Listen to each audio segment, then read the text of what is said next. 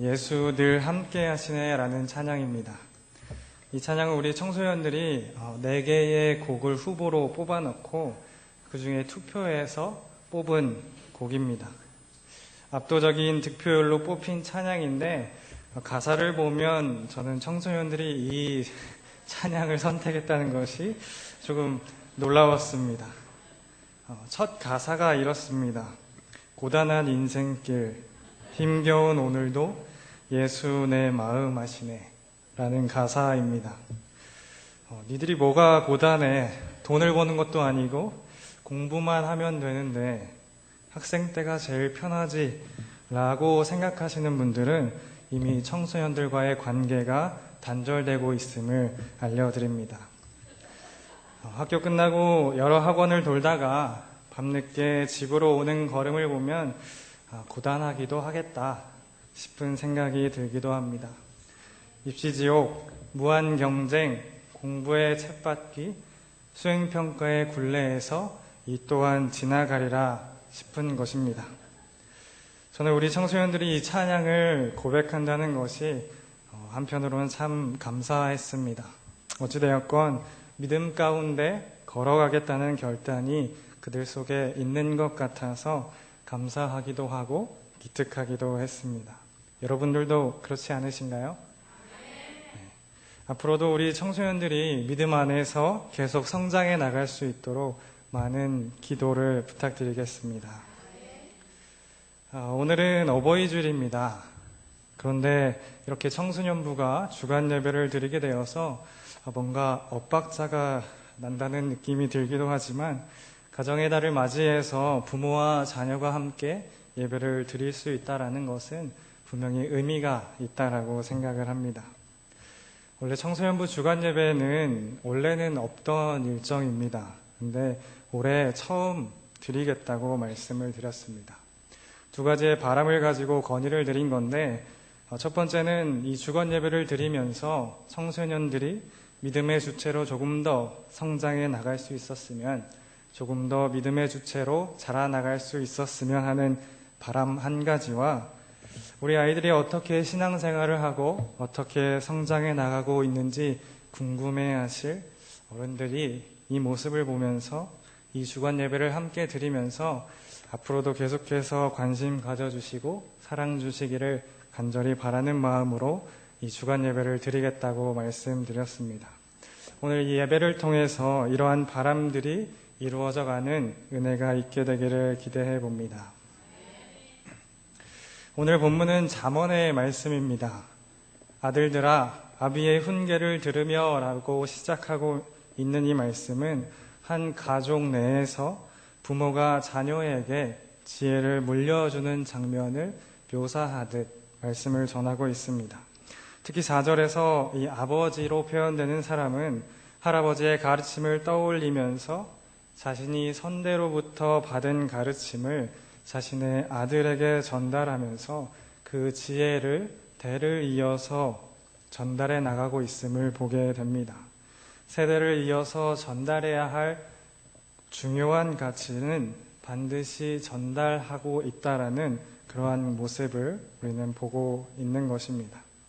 우리가 잘 알고 있듯이 유대인들 또 이스라엘 민족들은 교육을 굉장히 중요시하고 또 교육에 굉장한 강점을 가지고 있는 민족입니다. 세계를 쥐락펴락하는 유명한 인사들 가운데 유대인의 비율이 꽤 많이 있기도 하고 노벨상을 굉장히 많은 비율로 차지하고 있는 사람들도 유대인들입니다. 그래서 많은 사람들이 유대인들의 성공 비결이 뭘까 연구하기도 합니다. 그리고 그 답이 유대인의 교육법에 있구나, 조금 특별한 교육 방법에 있구나라는 것을 깨닫고 그 연구 방법을 연구하고 자신들의 삶에 적용하기까지도 합니다. 그들이 교육을 얼마나 중요하게 생각하는가 잘 보여주는 예가 한 가지 있는데 예전에 예루살렘 성이 로마 제국에 점령당하기 바로 직전의 순간에 바로 함락되기 이전의 상황에 유대인들이 로마 제국에게 항복하겠다고 이야기하면서 단 한 가지만 하게 해달라고 부탁을 했습니다. 그것은 바로 학교를 계속 유지할 수 있게 해달라고 부탁을 한 것입니다. 성이 함락되는 순간에도 학교에서 유대인들은 성경과 탈무드를 가르치면서 자신들의 정체성을 유지해 오고 또 선조로부터 내려오는 지혜를 물려주는 일만큼은 포기하지 않았다라는 것입니다. 이처럼 유대인들은 교육을 굉장히 중요시 여기고 지혜의 말씀을 그 다음 세대로 넘겨주는 것을 사명으로 여기고 살아가는 사람들입니다. 그런데 이 유대인의 교육이 강점을 갖는 이유, 그 교육이 꽃을 피울 수 있는 이유는 바로 가정교육에 기반하고 있다라는 사실 때문입니다. 성서와 탈무드를 가지고 아버지가 아들에게, 부모가 자녀에게 철저한 교육을 이어간다라는 것입니다. 오늘 본문도 그러한 상황을 한편으로 잘 그려주고 있습니다. 오늘 말씀을 읽게 되면 아버지가 아들을 앉혀놓고 성경의 지혜, 선조들의 지혜를 가르치면서 세상을 어떻게 살아가야 할지 이야기 나누는 장면이 우리의 머릿속에 그려지게 됩니다. 부모와 자녀가 둘러앉아서 이야기를 하고 토론하는 모습이 상상되어지는 것입니다. 성서의 교육, 또 유대인의 교육은 가정에 기반하고 있다라는 사실을 우리는 볼 수 있는 것입니다. 이것이 우리에게 시사하는 바가 있습니다. 적어도 부모와 자녀, 그 관계가 끊어져 있지 않다라는 사실을 의미하고 있는 것입니다. 우리나라도 세계적으로 교육열이 높기로 유명합니다. 유대인 못지않게 그 교육열이 어마어마합니다. 그런데 이들과 큰 차이가 있다고 한다면 교육의 대부분이 가정 밖에서 이루어진다라는 사실입니다. 높은 교육열로 인해서 많은 학원을 다니는 이 아이들이 부모와 둘러앉아서 부모의 이야기를 듣고 부모의 지혜를 듣는 시간이 너무나 많이 줄었다라는 사실입니다. 이러한 상황은 단순히 지혜를 물려받지 못한다는 한 문제만 있는 것이 아니라 부모와 자녀의 관계가 약해지고 심지어는 끊어지고 있다라는 사실을 보여줍니다. 보다 나은 삶, 뒤처지지 않는 삶을 물려주기 위해서 학원을 보내고 교육을 선택했는데 그것을 감당하기 위해서 맞벌이를 하다 보니 늦게 집에 들어오게 되었는데 관계는 약해지고 관계는 끊어지게 되고 있다라는 사실입니다. 더 좋은 것을 주려고 했는데 이것이 관계의 단절의 원인이 되고 있다는 것이 참으로 아이러니한 상황입니다. 이처럼 우리는 선한 의도를 가지고 잘 가르치고 싶기도 하고 좋은 것만 남겨주고 싶기도 한데 그것이 생각처럼 쉽게 전달되지 않을 때가 많이 있습니다.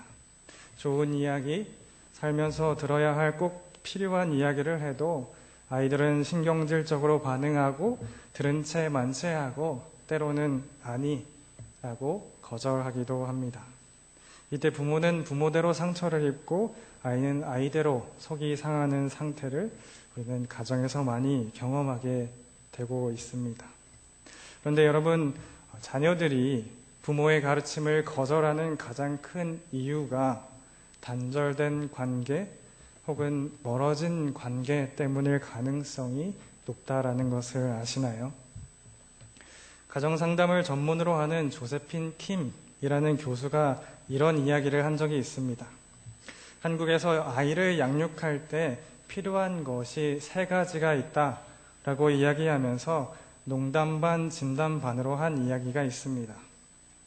첫 번째로 필요한 것은 할아버지의 재력이라고 이야기합니다. 돈이 많은 집안이어야 아이를 편하게 양육할 수 있다라고 이야기하는 것입니다. 둘째는 엄마의 정보력입니다. 어느 학교가 좋고 어느 학원이 잘 가르치고 어떤 선생님이 훌륭하더라, 뭘 먹어야 잘 자라고 뭘 먹어야 건강하더라 라는 이 엄마의 정보력이 굉장히 중요해졌다라고 이야기합니다. 세 번째는 어떤 건지 아시나요? 아빠의 무관심이 필요하다고 이야기합니다. 여기서 말하는 무관심은 무조건적인 무관심을 의미하는 것은 아닙니다. 쓸데없는 관심, 때늦은 관심, 진심이 없는 관심은 필요 없다라고 이야기하는 것입니다. 예를 들어서 생일이 지난 후에 어제 생일이었네? 맛있는 거 사 먹으라고 10만 원을 준다거나 뭔가 잘못한 상황을 보고 나서 갑자기 튀어나와서 훈육만 하고 사라지는 그러한 관심은 필요 없다라는 것이죠. 단절된 관계, 친밀함은 1도 없는 상태에서 잠깐 나타나서 아버지 역할을 하고 사라지려고 하고 잠깐 와서 훈계하고 사라지려고 하고 돈으로 사랑을 대신하려고 하는 관심은 아이들에게 필요 없다라는 이야기입니다. 이는 진짜 무관심이 필요하다는 것이 아니라 돌려 말해서 진짜 관심, 진짜 관계가 필요하다고 이야기하고 있는 것입니다. 우스갯소리이지만 상당히 뼈가 있는 이야기입니다. 가정에서 제대로 교육을 하기 위해서는 관계라는 것을 포기해서는 안 된다라는 교훈이 담겨 있는 이야기입니다. 오늘 성경은 가정에서 자녀들과 대화하는 시간, 자녀들과 토론하는 시간, 자녀들에게 가르치는 시간을 통해 전달되고 있는 이 지혜를 굉장히 중요하게 다루고 있습니다. 부모와 자녀, 세대와 세대가 이어지면서 전달해 나가고 있는 이 지혜는 가정이라는 공간에서 전달되어야 한다고 이야기합니다. 지혜가 전달되는 가장 중요한 공간이 가정이라는 곳입니다. 그래서 우리는 이러한 지혜가 전달되는 시간들을 다른 이유들 때문에 포기해서는 안 됩니다. 본문이 우리에게 가르쳐주고 있는 첫 번째 지혜는 가정 안에서 관계에 기반한 가르침이 우리에게 필요하다라는 가르침입니다. 다음으로 성경이 가르쳐주는 두 번째 지혜는 집 안에서도 보고 배울 수 있는 본받을 만한 삶의 가르침이 있어야 된다라는 지혜입니다.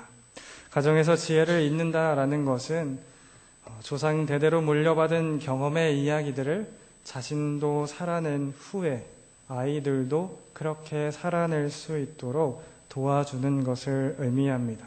지혜를 말로만, 지식으로만 가르치는 것이 아니라 그 지혜대로 살아가는 모습을 보여주는 것이 무척이나 중요하다라는 것입니다. 자신의 삶은 엉망이면서 자녀들은 그렇게 살면 안 된다고 꾸중하는 것은 효과가 없어도 너무 없다라는 것을 잘 알 것입니다. 밤낮 게임만 하거나 스마트폰만 보고 있는 부모 밑에서 자란 아이가 책 보는 것을 좋아할까? 똑같이 스마트폰만 보고 있을 것입니다. 밤낮 싸우기만 하는 부모 밑에서 자라나는 아이는 누구와 평화를 맺을 수 있을까? 그렇지 않을 거라는 얘기입니다. 우리가 잘 아는 사실이지만 아동학대를 하는 사람들의 과거를 뒤집어보고 그 과거를 살펴보면 대부분 자신이 어렸을 때 학대받은 경험을 가지고 있다고 이야기합니다. 이는 학대가 대물림되고 폭력이 대물림된다라는 사실을 보여주고 있는 것입니다. 자기도 모르게 부모의 모습을 닮아가기 때문이라는 것입니다. 이들의 부모가 자녀들에게 말로 아동을 학대해야 한다고 폭력이 문제를 해결하는 가장 좋은 방법이라고 가르쳤을까요? 그렇지 않을 겁니다. 보고 배운 것이라는 것이죠. 그래서 아이는 부모의 거울이라는 말이 있습니다. 아이의 모습을 통해서 부모의 양육 태도, 양육 방식, 부모의 행동 거지를 볼 수 있다라는 뜻입니다. 아이의 잘못을 발견하면 아이를 꾸짖게 되는데 부모 자신을 먼저 돌아볼 필요가 있다는 말입니다.